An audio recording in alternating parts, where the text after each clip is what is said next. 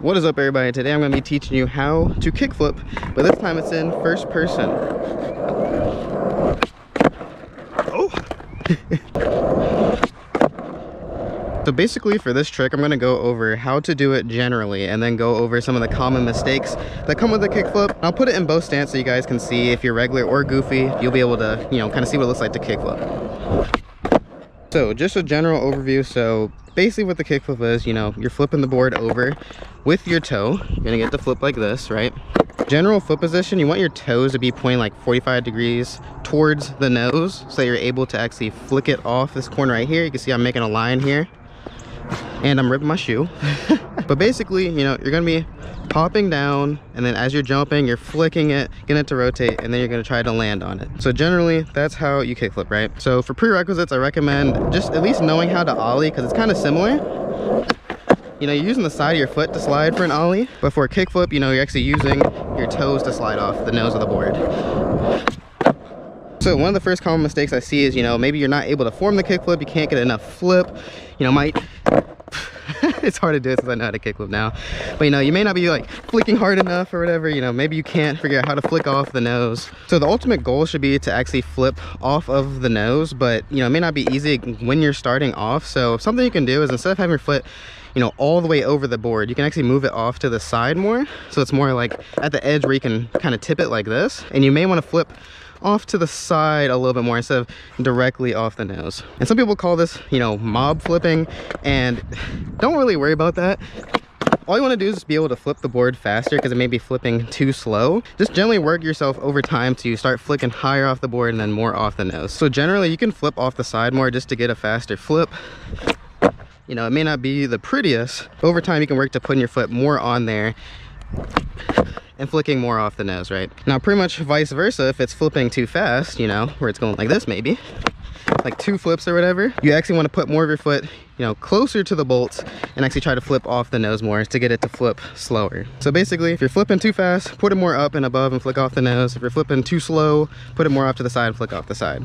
So this next step, usually what happens sometimes is when people kickflip, they actually like fling the board away from them and they can't keep it under them. And like I mentioned in my why you can't kickflip video, this is happening because as you're flicking, you might be leaning too far back. So just like a visual representation, if I'm leaning too far back as I do this, I'm kind of flinging it off to the side. So the only way to combat this is actually to lean more forward towards the nose. So kind of like dip your shoulder more over the nose, kind of look more over the nose, so you can stay over it. I didn't land it, but I was actually able to stay over it more than if I lean back, I might push it out. So, it might be easier said than done, but pretty much you just want to work your way towards leaning more over the nose so you can stay over the board more. That was really low. So next, this is one of the most common ones I see. People can get the kickflip rotation, but they land one foot only, and most of the time it's their back foot. Just like this. So, maybe that seems really familiar to you, doing a kickflip and going like that. If you're laying with your back foot only, you should avoid this immediately, because this really made it hard for me to kickflip, because I really just made this a habit. Basically what's happening, if you're laying with your back foot only, it's because your front foot is flicking straight to the ground, which means you're almost never going to land it. So look at my front foot. See, I'm flicking straight to the ground so that I can lift my back foot higher, which is what you don't want to do. So actually landing with your front foot only is a lot better.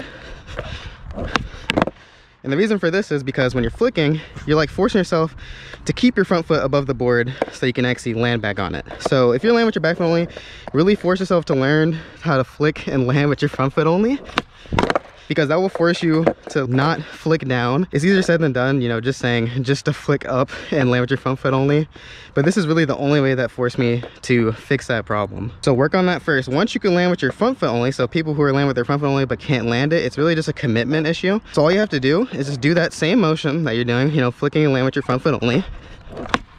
But the main thing is your back knee is not going up that high. You're kind of just letting it flail so you can only land with your front foot only, right? But this way is easier because you're pretty much doing that same motion, but just bending your back knee up in the air more. Just really tuck your knees up, and then that should help you not do that, but hopefully stay over the board more with both your feet. So kind of way to practice if you're still, a little scared to commit, is like do the kickflip motion, but tuck both your knees up. So you can act like you're about to jump on it, but you know, you don't really have to commit yet. But pretty much after you can do that, it's just coming down to commitment, just making sure you actually try to put both your feet onto the board while tucking both your knees up in the air. It's really important just to make sure you tuck those knees up. See, that was commitment, but I didn't land it. But at least I stuck it. Also, spoiler, I really don't like doing kickflips standing still. So that's probably why I messed up. It's actually a lot better to do it while rolling.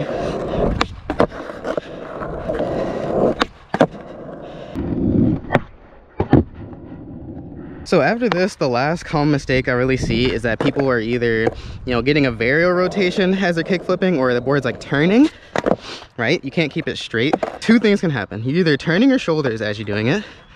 You can see here, like that would cause it to turn. You can even open up front side.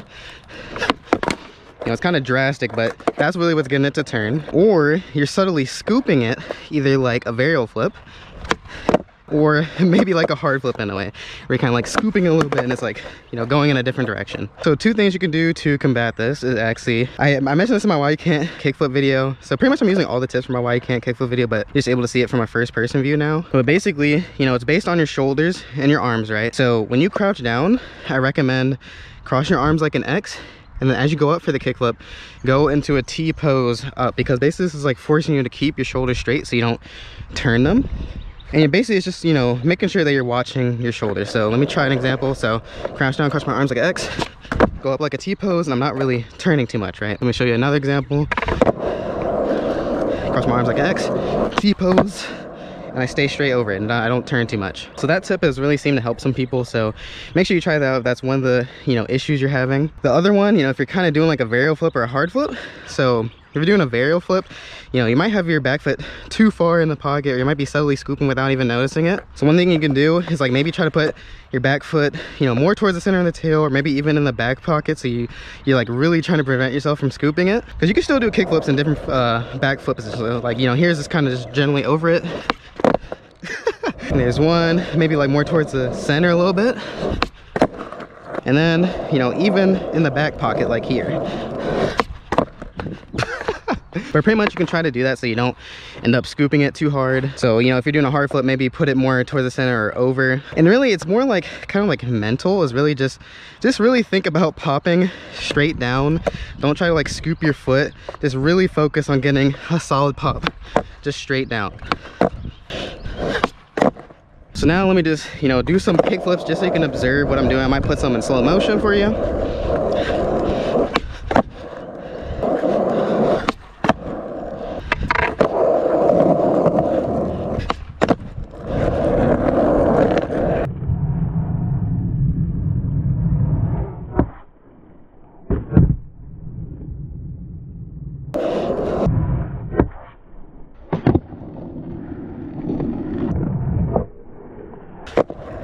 So that pretty much sums it up for my, you know, first person kickflip tutorial. If you want to see a more like detailed trick tip on this that has more camera angles, then make sure you check out my Why You Can't Kickflip video. This was mainly just to get a first person and POV perspective. Hopefully the wind isn't too loud. Let me know down in the comment section below if you want to see some more POV trick tips. Maybe, you know, like ollie, pop, shove. Maybe not like that. Yeah, let me know if you want to see more like POV trick tips. I have some more planned coming soon, so let me know which tricks you want to see. Otherwise than that, you know, make sure you like, comment, subscribe. Let me know what you think of this new series. And I'll see you on the next one. Peace.